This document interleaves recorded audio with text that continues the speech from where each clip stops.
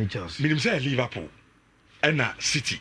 But see able to play a Palmer Chelsea. You will never do that. More competitors. Chelsea more competitors. So and Yaba from Nhyira. You say more competitors here. Tottenham. Oh, we feel league table you. Chelsea with some more so. Ayala. Now maybe I'm more league next year, maybe more competition, maybe I'm more. Yeah, competitors no yeah. Brentford no. Okay. The word competitors. If you competition mu neba. Yeah. And it's okay say me competitor ni we are. E che say uni ni pa ko competition. Yeah. And I make say ye bo league we na nsie. Forget about the league. Oh, then how will you determine your competitors? Your competitors for your previous are in here. Previous na say league na previous. So say mo standard no. Is it baby am dey call no? Obi say dey motor Rashford no call Aston Villa because Aston Villa today any mo competitor. Na Villa any mo competitor na Chelsea and Kofo Yasa. Is a competitor dey thought ya. And they form ho. We feel like it's rich. That what you say. I can't go relegation. More come for more. Rich. There's a big news on Ghana Football Awards. Your footballer of the year. Thomas Partey, and there's big news on him. News in the say yet say Partey and Arsenal and negotiating for contract extension. And before I went to a free Arsenal any UK bar Ghana for holidays, you know. Na commander so cost between the agents and the Arsenal. Na enra yen Kevin Shimu. Already not this week, you see mono. David was still money athletic for after report to say Thomas Partey after air fletty. And that is the word they use. Was starting air fletty with other clubs. You can so be fletty and as I say. Ono mo aso mo hye ho mo didi nkomo bi e wa chiri aha so mo yeyo mo e ho hye mo ho ne ade. So according to Athletic, Partey has started flirting with other clubs, any omo offers. Now rich enra, then boom, there was a meeting between Arteta online because all Spain and the Arsenal in Penyon for and in the camp of Thomas Partey. And after the meeting, and Tia and he said, respectfully, the real meeting, the parties not just to say, look, Partey no, yentimi and yentimi extending the contract no, into free and also free Arsenal at the end of the contract. But Rich, this story is deeper than Enra meeting. And we will try and summarize it for people to understand. Fifi said it right. A only agency fee and a man party and Atletico Madrid na o movie ba Arsenal. Because Mexico or pay and the number of years contract and now pro Atletico Madrid no, they had agreed to give him. But me agent sika or me chia man no. President they said that own chia says cano and for money agent no. Some time no, na Arsenal and knocking on the doors of Partey through the agent no. Look, Ubejiri say according to Thomas Partey or say or get to mu even though now let's go for instance omunchian agency fee no or get to mu because sikana no money bema no na eso it's not nice okay o agent we dey come to him me jimi dey na dey say for town no tifu mi metia fi mi dey nim na me dey ama agent ni ka say dey we say omumbu embume and say okay if that is our stance there say Arsenal e say omo pemi ye ni omo ni nkomo The boy Partey man, if you are, let's come a bit and say, Rich, in his contract there was a bar clause. And to say no only Arsenal any nkomo. No ma Arsenal tia say she can say na meeting with Atomia. They not Arsenal yes or me and say they don't even have to negotiate with Atletico Madrid.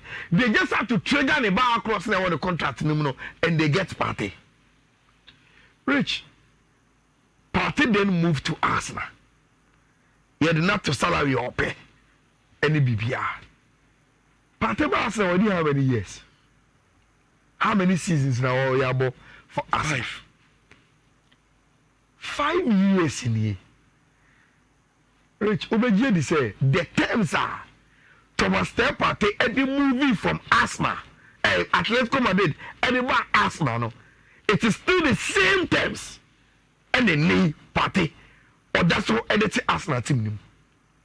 And to me, no, say I'm saying a week. When I'm a pay, when I'm a pa. 5 years in here, Partey Arsenal. No. Rich, there's not been a single pound improvement or the contract now or G2 money for Atletico Madrid at the bar Arsenal. To 200K and one of the amount 5 years. 5 good years. Now, Rich, yes, I'm coming you say. A free last season, ever been last 2 seasons. Arsenal started say they've identified Martin Zubimendi. So they knew say Zubimendi bar. They will only need one of Partey and Ase Jorginho to play in that role. And Rich, according to sources, Arsenal has settled on say Zubimendi bar. They want Zubimendi and Jorginho and not Thomas Partey. And you understand Arsenal last 2 seasons. So if that was Omuko crucial because a pra any no maybe not a big partner, then Atatane Edumo say Jorginho gives them much more Premier League experience or more leadership. Our team name and I said Jorginho so as Obuadie the lifestyle is very, very okay. And they considered Jorginho ahead of Abrante and Thomas Partey. Inti Arsenal da they knew say Senazo Bimendi victims of Baba say Kim no more Timitora. It was Partey that was going to leave. Now Rich, in the process almost convincing Zubimendi yeah. And now Jorginho got to him so Flamingo Aba. And I want to go there. They are offering me good playing time till Sema Bobo Newie. And I'm here me person your coach. Almost say on me, I'm a course and whilst I play. And even give me part-time coaching and move team no any BBR. I like omu projects no the too many no. Until me person me call Flamingo. Rich and the money Ateta we can make a still Jorginho so be call. Bata buy Andre Bata buy as the new sporting director. He tried convincing Jorginho say, oh, keep momo. And it should be Mendy going forward. Jorginho's Osrom or Pesoko. When Jorginho left, Rich, they had no option than to then convince Thomas Partey to say, oh, contract extension, as he said that was their mind, but that wasn't. And the Partey said, okay, me ask them to say, Namebo. And he said, Jorginho, nobody should be Mendy bar. Me, and yet competition I measure. But once you agree to give me a contract extension, and your mama can tell me, now, met me and eligible for contract extension, you know, some stay fixed, and it's no money, you know, I'm a born number of games, any Bibiano. Metinia, yeah, stay fixed. I bought the number of games of the mommy last season, so I deserve it. Now, Rich, Partey Jimmy say, Nebody Bawa Ama Arsenal, and Fiodua or the Atina Arsenal. Contracting officer woman call because he want to stay at Arsenal. No? I just share crown for a bull sick. Say Osa else than the contractor. At least there should be an improvement. I will see Kasem. For 5 years, one will be 200,000 for 5 years. One for one pound crank. And it's not seems to play a fringe player. We are talking about Thomas Partey. Or yes, starters or your fits and Kwama Arsenal. Now, you're for the 5 years in a day, but the Moko shame. She said, yeah, baby, and you want me to extend. I'm saying, okay, and yes, idea. Sikana, imagine I'm not any more 5 years. Mwankasa, Mumfa being Kawan. Now that you are in for negotiation to extend the contract, Mumfa can be Kahu. H. Arsenal for the da. Da. Domodema Partey and one of my so bitch.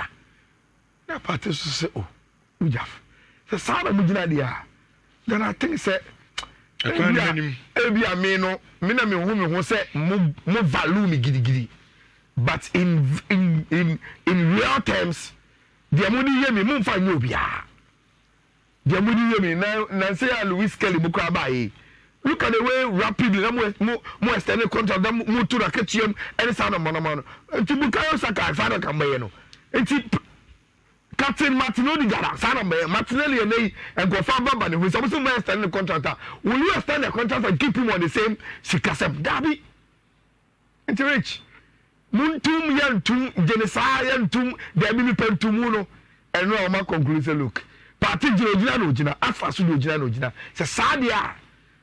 Tinton time Arsenal any Thomas Partey warrior omo edi esi ho na why na Arsenal then ekofana say they want 2 DMs Martins will be mending now and nobody they yet and say Arsenal eko Brentford na omakofa Christian Norgaard 31-year-old na waba enti ena me no can say it's very very likely say obey any medical say na Arsenal assigning as replacement for the Partey role and Compassion play with Martin Odegaard. No, yes, Norgaard is also old, 31 here. Can be busa say na was it Partey enyi enji say hand to be a Osha sporting wise it doesn't make sense. So be cut a lot of Sikane or long term onko. And I go find another 31. So then you understand say Arsenal Indian settle on a long-term deputy for Martin Zubimendi. Okay. Omunyan settle say say pe akrami. No so any Zubimendi betimi ama a long-term kakra. They've not Bibia say omunyan nya sa ni pakro no. Number 2, Zubimendi ba no. Rich me sure say Arsenal for no pe obi a owo experience ewo onu ankasa ne career ewo Premier League nim wa boda or your wall exposed na watimi na chabo no man a sort of competition and I say oniwa no obeshemu a na enometi so they are not looking at Zubimendi a backup as a long term CCA. They just want someone who has the experience to play say ebasa yon fan ancient team nimwa and omo to chomania look yes it makes sense we should Premier League nimwa. Now, per DMs are rich. Norgaard will not cost Arsenal £200,000 a week. No. Not at all. If you grab 100 B. 100 car. Oh, but you have almost 75, 80. And see, Sassy kind of crowd difference in the class. So, so rich. That is the explanation concerning Abrantia and friend Thomas Partey. Just some 2 minutes. Hey, Rich, I found Matthias said it here. Clubs in the FIFA club or governor. Me who Charles is going to Rich. Saying Tina. And yes, I'm Kitwell. Clubs in you. Omu Jiskapa. Rich. Chelsea do 116, maybe. Yeah. And they are already making £36.5 million. Rich. Now you see, teams now qualifying based on the BL free banner, you are giving around 28 million. So Sundowns are the 28. Without that, how will you be able to compete with such a club of Africa? But 28 million. Yes, for appearance. When you qualify, so the Bobia near the amount. Now, Rich, when you general Saba group stages now, every match be able to win 1.5 million. And she also tells you we need 2 matches. And now and why 6 million. Now they account on more appearance fee no. The moment I over any matches bi abe win bi ano unya qualify ko round of 16 say Kim 5.5 into rich unya do one round 16 say Kim now was at 5.5 million pounds aka usika no rich so if you now to me qualify ko quarter 9.5 oko semis are 15 million.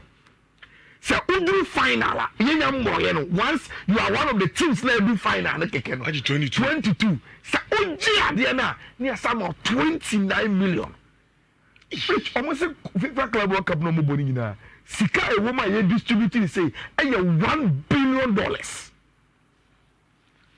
1 billion. Tell me what you say the entire clubs they are not talking so much about pre-seasons or mania. Name no as when you feel outside no face congestion no man just show no more bad even Real Madrid mu na emphasize so and ke be break it o man gidi and no more rich they are making money. Imagine say e kotoko ni hasi Romu kobo group stage kra keke man group stage Romu omunja real fini bi man na jibet na club no Ghana ha na waje 25 million pounds ever Ghana your football economy we mu a Richard is a competing league at also 10 years. Then he will be able to compete papa ye our African rich. Sikasam information Africa for nefim. African teams in ba. Rich na say a modern massam ho. A modern massam and these are the games. I'm expecting some goals to be say ba juvenile Man City game. Look, I want to say without the free money. But Rich, based on performance in the group, I think say they are a better team actually are in for them. In the game, we also be film on a higher note.